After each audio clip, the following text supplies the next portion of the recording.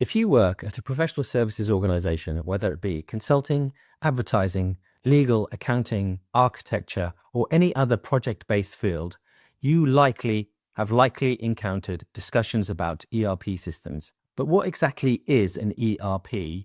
And more importantly, do you even need one? Well, let me explain this in plain English. No jargon, no technical overwhelm, just the essential information that you need to understand what ERP really means for your type of business.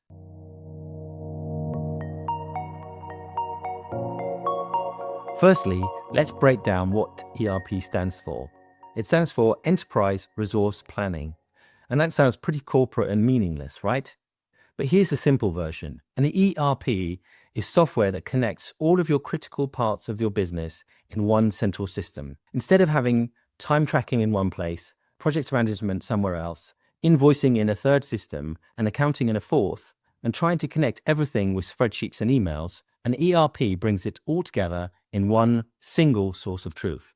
Think of it like this, and I appreciate this isn't a great analogy, but if your business were a house and you used to have a kitchen, a bedroom, a bathroom, and a living room, all in different buildings across town, an ERP would put them all together under one roof. Information flows automatically. Everyone sees the same data. No more manual data entry between systems. No more version control nightmares with spreadsheets. Now, here's something really important to understand a bit about ERP systems and where they came from, because it explains a lot about why choosing the right one really matters. ERP systems were originally invented in the 1960s and 70s for manufacturing companies. So picture a car factory. They needed software to track raw materials and inventory, production schedules, supply chains, and finished products going through the door or out of the door. So ERP systems were built around the concept of things, physical products moving through a manufacturing process. And for decades, that's exactly what they did brilliantly. But here's the problem, as I'm sure you can guess. As you all know, professional services firms don't make physical products. They sell time, they sell expertise, and they sell project outcomes. Your core assets aren't sitting in a warehouse. They're sitting in front of monitors, or better, in front of your clients, delivering their skills and expertise, which makes you money. And this is where many firms make a critical mistake. They try to use manufacturing-style ERP systems for services businesses, and it just doesn't fit. It's like trying to use a hammer when you need a screwdriver. Sure, it's a tool, but it's the wrong tool for the job. So, what's the difference? Let me show you. Product ERP, which is manufacturing focused, tracks inventory and materials. It manages supply chains. It optimizes production lines. It forecasts demand for products. Great if you're making widgets, but not so great if you're billing for consulting hours. Project-based ERP, on the other hand, which is professional services focused, tracks billable hours and utilization. It manages project budgets and timelines. It automates time to invoice workflows, and it forecasts resource capability or capacity. It measures project profitability, and ideally in real time. Sometimes project-based ERPs are referred to as PSA software, which stands for Professional Services Automation. And here's a real-world example. Let's say you're a consulting firm with a $500,000 project. With a product ERP, you'd struggle to track which consultants worked how many hours, to see if you're trending over budget mid-project, to measure individual project profitability, and to forecast if you have capacity for new projects. You wouldn't be able to invoice efficiently based on time and materials. But with a project-based ERP, or PSA, all of that happens automatically, all in one system, all in real time. And here's the big payoff.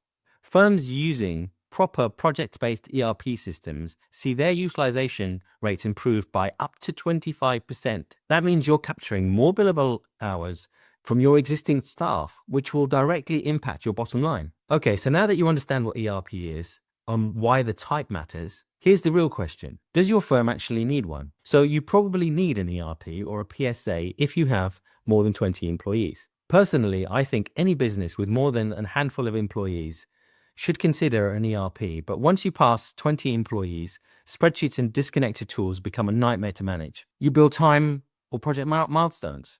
If accurate time tracking and invoicing are critical to your revenue, you need automation. If you struggle to see project profitability in real time, if you only know if a project was profitable after it's done, then you're flying blind. Your team complains about entering data in multiple times in multiple systems, or probably actually in real life, just doesn't enter the data in the multiple systems. But the point is, if people are copying information from one system to another, you're wasting expensive talent on manual work. If you're losing billable hours or delaying invoices, industry research shows that firms lose up to 20% or 23% of potential revenue due to unbilled hours and inefficient systems. You can't forecast capacity or resource availability.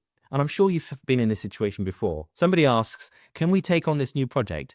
And you have to guess. If that's the case, you need better visibility. On the flip side, you might not need an ERP if you're a very small firm and you have like less than 20 people. If you have simple, straightforward billing, your current tools are working fine, and perhaps most importantly, you don't have the budget or internal resources to implement one properly.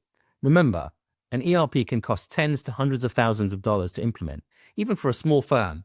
So don't buy a solution looking for a problem. Before we wrap up though, there's one major shift happening right now that you should know about, and I'm sure you've heard about it. It's AI. AI is completely transforming what ERP systems can do. Modern AI-enabled, project-based ERP systems can now predict which projects are likely to go over budget before it happens.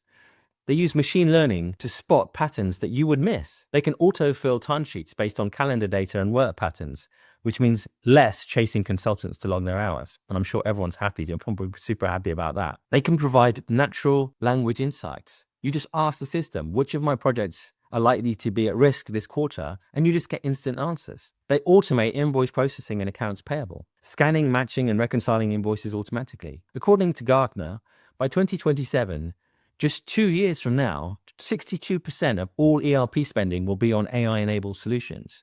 And that's up from 14% from last year. So what does that mean for you? If you're choosing an ERP system today, you need to make sure it has production-ready AI capabilities. Because firms adopting AI-enhanced project management are seeing 33% better project outcomes, faster decisions, and protected margins. The gap between smart ERP systems and those still using spreadsheets is about to become a chasm. All right, well, let's quickly recap what we've covered. Number one, ERP stands for Enterprise Resource Planning. It's software that connects all critical business functions into one system. Number two, traditional ERPs were built for manufacturing, think products, but professional services firms need to think about project-based ERPs or PSA systems built for time and people. Number three, the right ERP can increase utilization by 25%, eliminate revenue leakage, and give you real-time visibility into project profitability. And number four, you probably need one if you've got more than 20 employees or you're struggling with time tracking, invoicing, or project visibility. Last but not least, AI is transforming ERP capabilities right now, and 62% of spending will be AI-enabled by 2027. The bottom line is, ERP is no longer just for large manufacturing businesses. Small to medium-sized businesses and firms can now access powerful systems that pay for themselves through improved utilization and faster invoicing. But choosing the right ERP system is critical because 55 to 75% of all ERP projects fail, and that's when firms pick the wrong solution or they don't properly plan and execute the implementation. If you found this helpful, do me a favor and hit the subscribe button. I create videos breaking down business technology and strategy for professional services firms. And if you're actually considering an ERP implementation for your professional services firm, I've put together a free guide in the description below. It's a structured framework to help you choose the right ERP system without getting overwhelmed by vendor demos and making expensive mistakes. The link is right below. Drop a comment and let me know. Are you currently using an ERP system? If so, which one? And how's it working for you? Or if you're considering one, what's holding you back? I read every comment and I'll answer your questions. Thank you for watching, and I'll see you in the next video.